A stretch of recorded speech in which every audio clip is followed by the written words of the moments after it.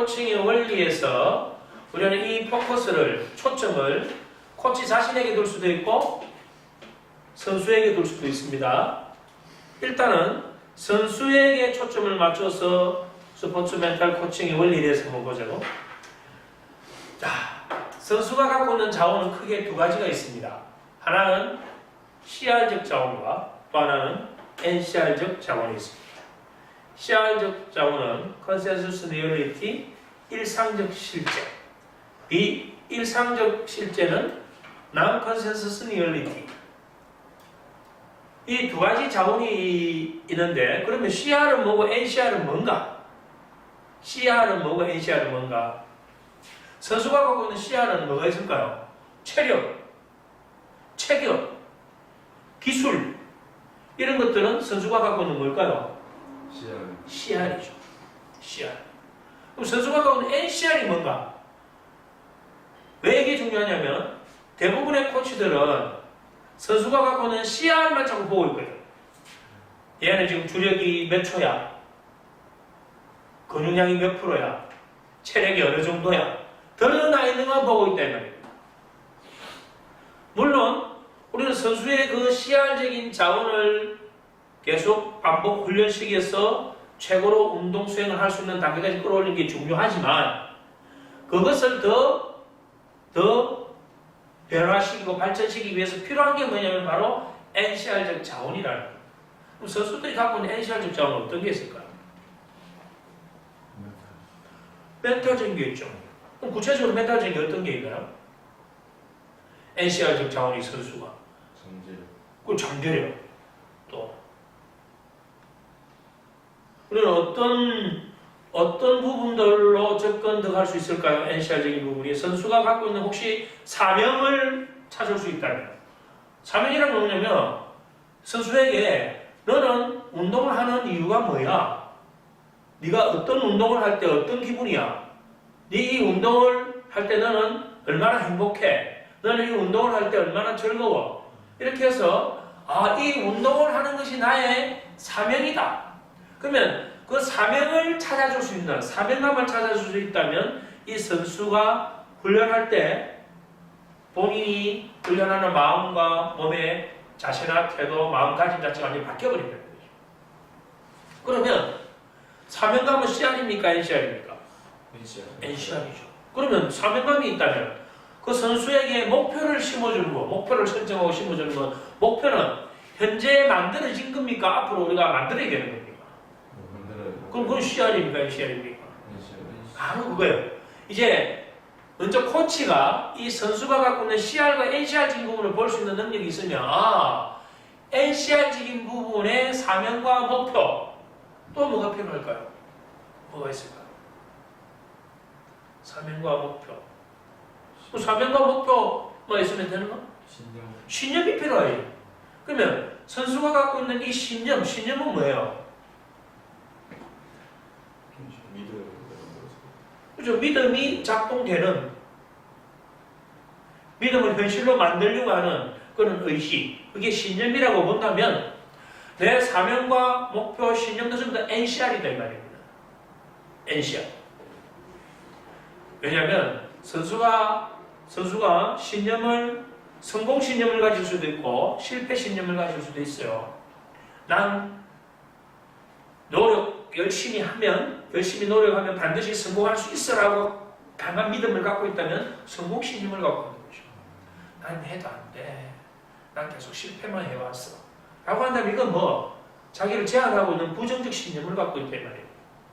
그래서 선수가 긍정적인 신념, 성공적인 신념을 가질 수 있는 NCR적인 부분에 관점을 고치 가져야 돼요. 그러면 사명, 목표, 신념을 찾다면 또 다른 NCR적 자원이 뭐가 있을까요?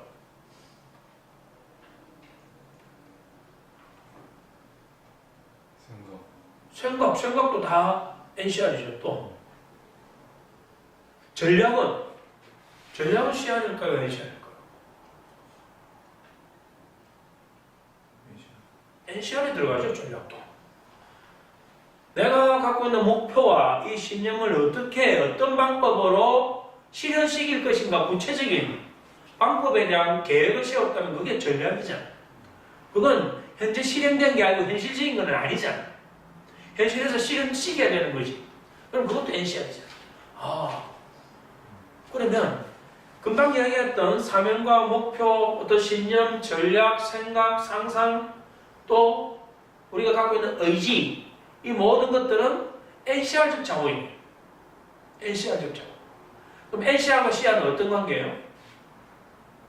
NCR과 CR은? NCR을 강하게 키우면 어떻게 될까? CR도 커진다는 거죠. 선수들에게 많이 하는 이미지 트레이닝, 심상 훈련, 자기 확신 트레이닝, 주의 집중 훈련, 이런 것들은 대부분 NCR이에요. 근데 그 NCR을 통해서 뭐를 변화시키고자 하는 겁니까? CR의 구체적인 기술, 구체적인 어떤 체력, 구체적인 어떤 동작, 이런 것들을 만들어 가기 위한 하나의 서로 관계에 있다 해서 상호작용하고 있다. 이걸 상관성이라고 하는 거죠. 그러면서 CR과 NCR은 상관성을 갖고 있으면서도 서로가 서로를 돕는 위치니까 이걸 뭐라고 한다? 상관은 서로 관계에 있는 거고 상보적이다. 상보. 서로 보완해준다. 라고 봅니다. 자, 그러면 금방 여러 가지 중에서 선수의 자원 중에 CR과 NCR적인 부분을 이해를 했습니다. 이게 코치가 CR과 NCR에 대한 이 개념을 갖고 있느냐 없느냐는 선수를 코칭할 때 전혀 다른 결과를 만들어냅니다. 다음, 나포를 활용하는 능력. 나포가 뭐죠? 신뢰. 나포는 신뢰입니다. 신뢰. 선수와 코치가 신뢰가 형성이 된다면 훨씬 더 나은 운동 수행과 경기력 향상을 가져올 수 있단 말입니다. 왜 그런 긍정적인 결과가 나올까요? 라포를 형성하는 목적이 뭐죠? 라포를 형성하는 목적이 영향력을 행사하기 위해서.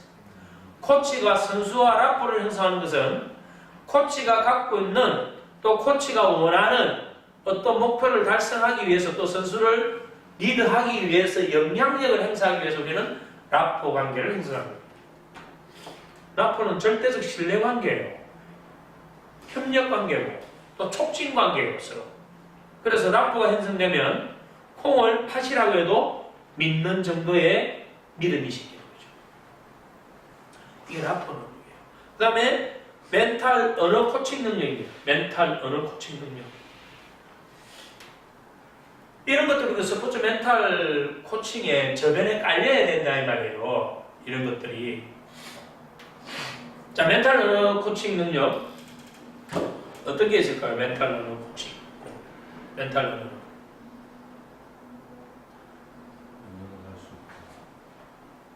할 수 있다. 그런 것도 멘탈 언어가 될 수 있죠. 좀 더 이제 구체적으로 들어가면 여기서 다양한 심리학의 바탕으로 한 다양한 언어 코칭 기법들이 구체적인 게 있습니다. 예를 들어서 선수의 마음을 읽어내고 그 마음 읽기라는 언어 코칭법을 통해서 선수를 코치가 원하는 상태로 변화시키는 그런 구체적인 기술이 있어요. 기법이. 근데 우리는 그런 구체적인 기법을 배울 수 있는 기회가 많이 없었거든.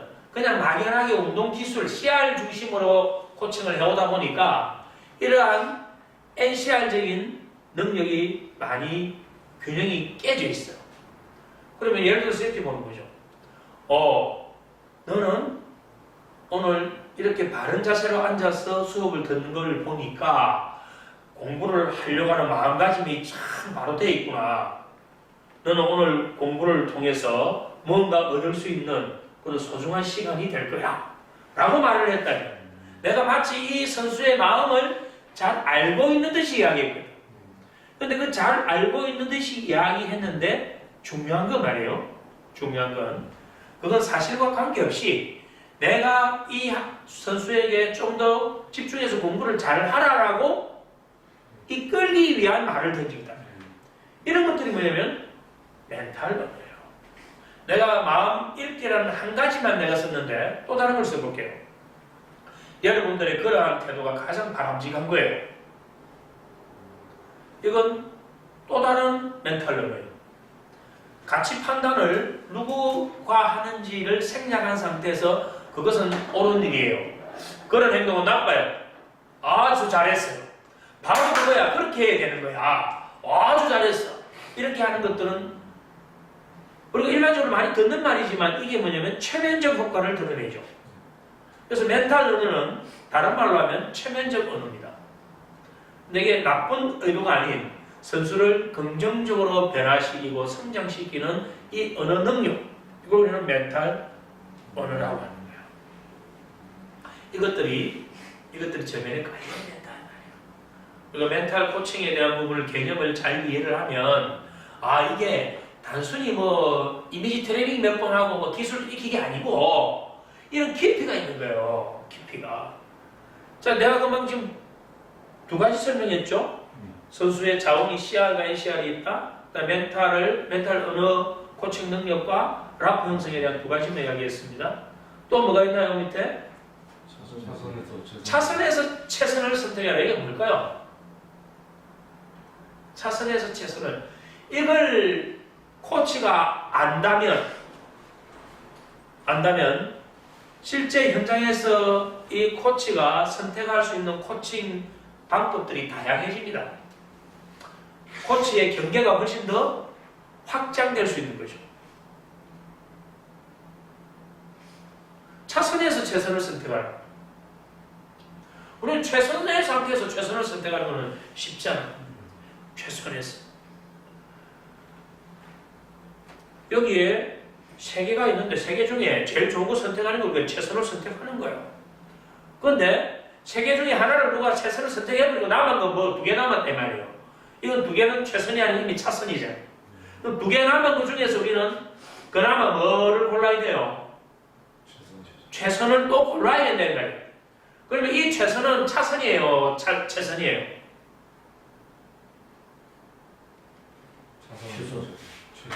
자, 다시 봅시다. 하나, 둘, 셋, 넷, 다섯 개가 있어요. 여기서 우리는 이게 최선이라고 해서 하나 골라냈습니다. 그래서 여기 하나를 골라냈으니까 이제 네 개가 남았죠. 그래서 이거 하나 골라낸 거 우리는 뭐? 최선의 뭐? 선택이죠. 최선의 선택이에요. 자, 그럼 이 네 개 남은 것은 이제 최선입니까? 차선입니까? 차선이죠. 차선에서 이 네 개 중에 그나마 다음에 나은 걸 고르려면 어느 거? 요게 다음에 가장 나은 거더라. 골랐다면 이거 뭔가요? 최선인가요? 차선인가요? 차선이잖아. 차선에서 이걸 골랐으면 이거 뭐예요? 차선입니다. 최선이에요. 최선. 이게 첫 번째 최선이었다면 이건 뭐 두 번째 최선이다. 이걸 개념을 잘 이해해야 돼요. 이게 중요해요. 코치들이 이걸 갖는 건 정말 중요하다고. 왜? 이미 최선이 날아간 상태에서 최선이 날아간 그 문제만 가지고 하고 내가 아쉬워하고 고통스러워하고 있으면 나는 그 다음에 차선인 상태에서 다음 최선을 고르는 내 상태를 못 만든단 말이에요. 이걸 어디에서 여러분들이 볼 수 있었냐면 브라질 리우 올림픽에서 박상영 선수가 그 종목이 뭐였죠? 펜싱에서 마지막 라운드 하나 남기고 자기 점수를 몇 점 치고 있었어요? 4점이나 치고 있었잖아요. 자, 이미 4점이 치고 있었다면 그 박상현 선수는 최선의 상태예요. 상태는 최선이 아니죠. 이미 최악의 상태지. 최악의 상태에서 우리는 지금 차선의 상태에서도 최선을 선택하라고 하는데 그 박상현 선수는 어떤 상태에서 최선을 선택했어? 최악의 상태에서도 박상현 선수가 선택한 건 뭐였나요? 최선. 그게 뭐냐면 초점을 어디다 맞췄어? 자신에게 맞췄어요.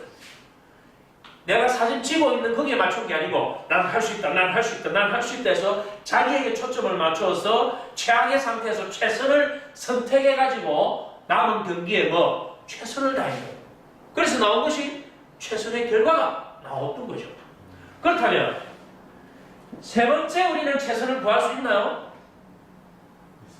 그래서 이게 1, 2, 3이라고 한다면 이 남은 것 중에 우리는 이걸 선택함으로 해서 뭐 세 번째 또 다른 최선을 선택할 수 있다 이 말입니다.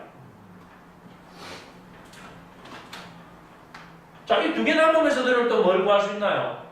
어느 게 나아요?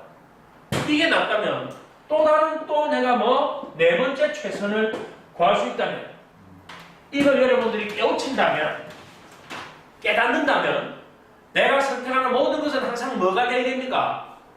최선이 되어 줘야 되는 거죠. 이미 없어진 최선의 1번이 없어진 상태에서 남은 4개 중에 최선을 선택해야 되는데도 불구하고 이거 없어졌다고 우리는 최악을 선택하는 그런 어리석음을 많이 선택한다. 그래야 돼요. 차선에서 뭐 최선을 선택할 수 있는 코치와 선수가 되어야 되고 여기서 좀 더 나아가서 어떤 상황에서도 우리는 최선을 선택해야 됩니까? 최악의 상황에서도 최선을. 그래서 내가 만든 공식이 있죠. 혹시 기억나나요? 내가 어떤 공식을 만들어 놨어요? 어떤 상황에서도 문제를 해결할 수 있는 그 공식. 내가 만든 공식입니다. 아닌데 뭘까요? 어떻게 공식이죠? 어떻게? 인간의 뇌는 어떠한 질문에도 답을 하게끔 세팅되어 있습니다. 인간의 뇌는 어떠한 질문에도 답을 하게끔 뭐 되어 있다? 세팅되어 있다. 다른 말로 하면 프로그래밍 되어 있다. 그래서 어떤 질문에도 인간의 뇌는 답을 하게끔 되어 있어요. 내가 해볼게요. 그 왜 샤프로 글을 적어요? 합니다. 이렇게 대답을 하고 있단 말입니다. 왜 소매를 그쳤어요? 어떤 질문에도 답을 하게끔 되어 있다니까. 여러분들이 일선에 나가서 선수들이나 운동 참가자들 지도할 때 뭐를 많이 써야 될까요?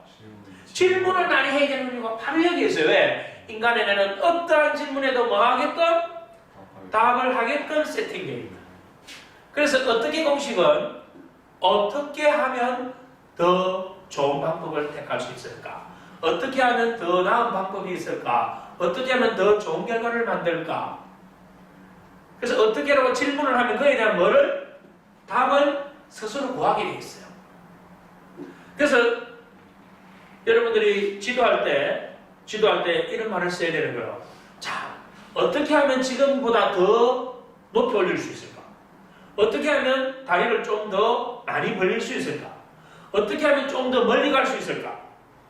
어떻게 하면 더 집중될 수 있을까? 계속 어떻게란 말을 계속 쓰란 말이에요. 그 말 한마디가 교육생들의 뇌를 확 바꿔버립니다. 계속 어떻게라는 말을 입에 달고 살아야 돼요. 어떻게. 야, 어떻게 하면 내가 좀 더 나은 삶을 살 수 있지? 어떻게 하면 나는 경기력을 더 올릴 수 있지? 어떻게 하면 나는 자신감을 더 키우지? 어떻게 하면 나는 사람들 앞에 나서서 말을 할 때도 자신감 있게 할 수 있지? 어떻게 하면 나는 멋있는 옷을 입을 수 있지? 어떻게 하면 나는 하는 순간 이미 나는 그 어떻게에 대한 답을 스스로 찾게 되고 내가 그 답을 찾는 순간 외부의 모든 그 답과 관련된 연결들이 만들어지게 돼 있어요.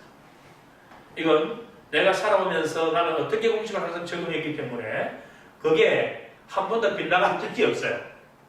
내 안에 어떻게라는 질문을 던지면 처음에는 의식적으로 질문이 들어가지만 그게 잠재의식에 깊이 지시가 연결 되는 순간 어떻게 공식은 24시간 365일 평생 동안 작동됩니다.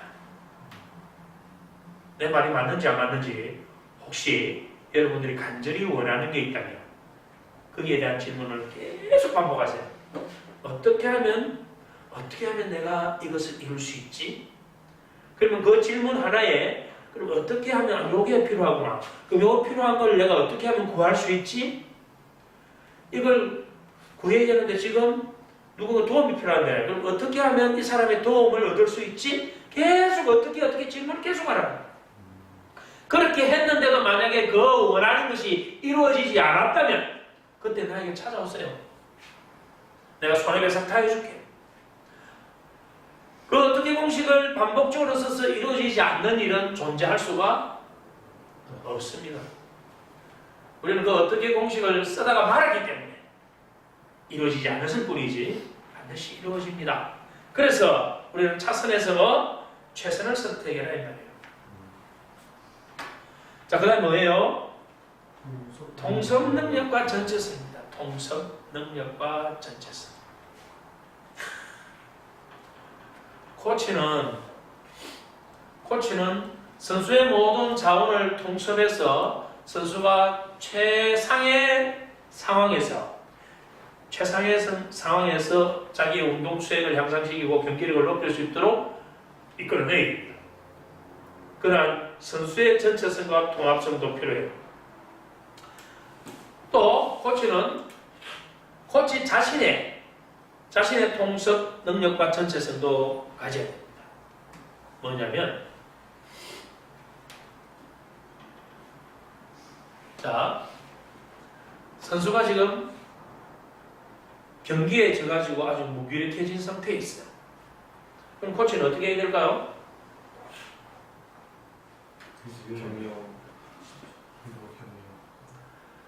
격려가 더 해야 되죠. 그렇다면 여기서 한 부분만 가지고 내가 경기에 져서 네가 많이 지금 무기력해져 있구나 해서 위로만 들어가는 부분으로 한다면 이건 전체성과 통섭 능력이 없는 거예요. 그러면 지도자나 코치가 통섭 능력을 갖춘다면 이 선수가 지금 무기력해진 상태에 이 부분을 우리는 상향시켜줘야 돼요. 상향이 뭐죠? 위로 확장시켜준다 이 말입니다. 이 지금 선수는 하향돼 있거든. 한 부분에 꽂혀서 지금 무기력하고 지금 화가 나기도 하고 슬프기도 하고 분하기도 하고 이런 감정 상태다 이 말이에요. 그럼 이걸 위로 올려주려면 코치가 뭘 가져야 되냐면 여러 가지 상황에 대한 또 어떤 대상에 대한 이런 통섭 능력을 갖고 있어야 돼요. 또 코칭에 대한 다양한 그래서 코치는 철학을 갖고 있어야 돼요. 코치는 전문 기술을 가지고 있어야 돼요. 코치는 그러면서도 언어 코칭 능력도 가지고 있어야 돼요. 문화도 이해해야 돼요. 사람에 대한 부분도 알아야 돼요. 코치가 다양한 통섭 능력을 갖고 있어야만이 한 사람의 어떤 문제를 케어하고 그 사람을 더 성장시킬 수 있는 능력을 가질 수 있단 말이죠. 그럼 지금 이렇게 무기력해 있는 선수에게 부분적인 그 현상만 보고 접근 들어간다면 이건 전체성을 못 가졌지만 좀 더 확장해서 지금 네가 이런 부분 때문에 지금 이런 좀 다운되어 있구나. 근데 말이야 우리는 작년에 이렇게 해서 우승을 했었고 또 얼마 전에도 이렇게 우승을 했었고 우리의 전력을 이렇게 볼 때 우리는 우승을 충분히 할 수 있었지만 요 근래에 3개월 동안 우리가 연습량이 부족했기 때문에 이번 시합에서 결과를 원하는 결과를 못 얻었을 뿐이야. 그렇다면 이건 큰 문제는 아니다 이 말이야. 우리가 중요한 건 지금 이 상황에서 왜 우리가 성적이 적게 나오는지를 안다면 우리가 앞으로 지금 무엇을 해야 될지 알 수 있지 않을까? 우리가 어떻게 하면 다음에 더 나은 결과를 낼 수 있을까? 어떻게 하는 게 좋을 것 같아? 라고 하는 순간 선수는 초점이 열리게 되고 전환되게 된단 말이에요. 이게 우리는 코치가 가져야 될 전체성과 통합 능력이에요. 왜 코치가 책을 보고 공부를 많이 해야 되는 건지 알겠습니까? 그 다음에 선수의 주도성을 서포트 해준다. 주도성이라는 게 뭐예요? 끌어주는 게 아니고 자기 옆에 보면 그렇지. 선수 스스로 할 수 있게끔 코치는 앞에서 끌고 가는 게 아니고 선수가 스스로 할 수 있도록 옆에서 뭐 해준다? 도와준다. 푸시해주고 서포트해주는 역할이다. 이렇게 이해하면 돼요. 자, 여기까지 이제 우리 멘탈 코칭의 원리에 대해서 했습니다. 예. 그렇다면 코칭이란 무엇인가? 코칭이란 무엇인가? 자, 먼저 그러면 코칭과 티칭의 차이를 먼저 한번 알아보죠. 티칭은 무엇이고 코칭은 무엇일까요? 티칭은 그냥 가르쳐주는 티칭은 먼저 그 지식과 기술을 습득한 사람이 다른 사람에게 가르쳐 준다면, 전수해 준다면, 나눠 준다면 그건 티칭이죠. 그래서 대부분 학교의 선생님은 티칭을 하는 겁니다. 그래서 학교의 선생님을 영어로 티처라고 하는 거죠. 그래서 스포츠에서는 지도자를 티처라고 하지 않고 코치라고 합니다. 그러면 코칭을 실행하는 사람을 코치라고 한다면 이 코칭은 어떤 뜻을 갖고 있나요? 티칭은 먼저 배운 사람이 아직 배우지 못한 사람에게 가르침을 주는 것이라면, 나눠주는 것이라면, 코칭은 성장시키는 전쟁력 그 이야기예요. 그걸 좀 더 체계적으로 정리하자면 코칭은 선수가 이미 갖고 있는 자원과 재능과 어떤 능력을 발견하는 거예요. 발견해서 그것을 변화시키고 성장시켜주는 행위를 코칭이라고 한다. 여기서 전제가 뭐예요? 누가 먼저 갖고 있다? 선수가 이미 갖고 있는 거다 이 말이에요. 야구 선수가 투수가 공을 던지는데 처음에 던지니까 구속이 그래서 30km 나왔어요. 근데 이거를 30km 나오고 타켓 목표하고도 많이 빗나갔어요. 근데 코치가 이것을 타켓에 좀 더 목표에 가깝게 공을 던질 수 있고 50km 이상으로 속도를 낼 수 있도록 반복 훈련을 시킵니다. 이때 반복 훈련 시켰을 때 이 선수가 이제 타켓을 마치고 50km 이상 구속을 냈다면 이 구속을 내고 타켓을 맞출 수 있는 이 능력을 감독이 갖고 있는 걸 그 선수에게 집어넣어 준 거예요. 선수 안에 있는 거를 끄집어내서 변화시키고 성장시킨 거예요. 그렇다면 이건 누가 갖고 있었던 거죠? 선수가 이미 갖고 있었던 거다 이 말이에요. 코치가 갖고 있는 게 아니에요. 그래서 코치는 가르치는 사람이 아니고 선수의 가능성과 잠재력을 발견하고 그것을 끄집어내서 변화시키고 성장시켜준다. 그렇게 보는 거예요. 그게 코칭이에요. 그럼 코칭과 티칭 두 개 다 우리는 필요해요. 스포츠에서는 코칭이 중요하지만 그럼 티칭은 필요 없느냐? 아니에요. 티칭도 필요하지만 기본적인 베이스는 코칭입니다. 그래서 어떻게 보면 티칭보다는 코칭이 상위 개념이에요. 티칭보다는 코칭이 상위 개념이에요. 우리는 코칭이 통합적 학문이라고 합니다. 코칭을. 그래서 코칭학이라는 것도 있어요. 코칭학. 코칭이 왜 통합적 학문이냐면 코칭을 하기 위해서 우리는 뭘 알아야 됩니까? 사람에 대한 공부를 해야 되잖아요. 사람에 대한 공부를 하는 거 우리가 왜 살아가는가? 우리는 어떤 존재인가에 대한 질문을 하는 게 무슨 학문이에요? 철학이잖아요. 그래서 코치는 철학을 알아야 돼요. 철학을.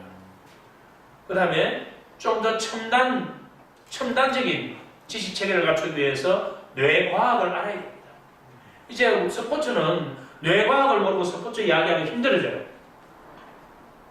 과거에는 막연한 어떤 심리적 기법을 많이 적용시켰지만 지금은 이제 뇌과학적인 부분에 바탕을 해서 선수들을 코칭해야 된단 말이에요. 그 다음에 각종 의사소통 능력이라든지 리더십 또 다양한 어떤 심리학적 그런 원리와 기법들을 접목할 수 있어야 되는 또 그러면서 인문학적 소양을 함께 갖출 수 있는 그런 코치라면 가장 이상적인 코치가 되겠죠. 자, 이제 코치와 코칭에 대한 부분이 개념이 좀 잡혔습니까? 네. 자, 이제 다음을 한번 볼까요? 스포츠 멘탈 코치의 능력. 참 능력이 다양하게 있어야 돼요. 그렇죠?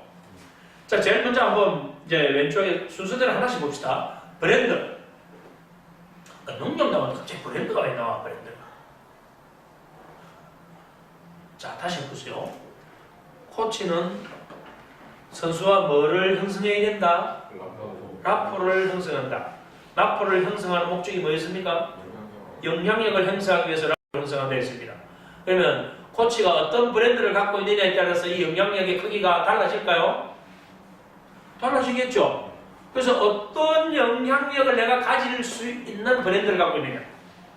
그럼 어떤 게 코치의 브랜드가 될까요? 자, 이 코치가 국가대표 출신이다 하면 일단 신뢰를 할까요? 하죠. 국가대표 출신으로서 브랜드를 가진 거예요. 그래서 유명한 어느 대학을 나왔다. 브랜드 되나요? 또 어떤 게 브랜드가 될 수 있죠? 코치의 브랜드? 경력 브랜드가 될 수 있죠. 또 학위, 또 자격증, 그렇지. 또 인간성, 맞아요. 인품, 인성. 또 모든 게 브랜드에 다 들어가지 않을까? 아, 그 사람 하면 딱 떠오르는 거, 흔히 이야기하는 후광평가. 브랜드는 후광평가예요. 그래서 브랜드를 가진다는 것은 다른 말로 하면 나포를 강화시켜서 영향력을 키운다 이 말이에요. 브랜드. 자, 두 번째가 인성이죠. 인성은 인품, 성격, 멘탈 이런 부분들입니다. 그 다음에 이해심은 수용과 공감, 경청 뭐 이런 능력 이런 걸 이야기하고요. 그 다음에 평가 능력. 선수가 처음 들어왔을 때 또는 3개월 후에 6개월 후에 변화되는 부분들을 체력과 기술, 동작, 어떤 성적 이런 부분들을 전부 다 기록을 해서 평가해서 피드백을 통해서 선수를 다시 다음 단계로 끄집어올리기 위해서는 코치는 평가 능력을 가져야 된다. 이때 평가 능력은 객관적이어야 합니다. 그 다음에 리더십 능력을 가져야 되죠. 코치가 가져야 될 게 너무 많아, 능력이. 리더십 능력은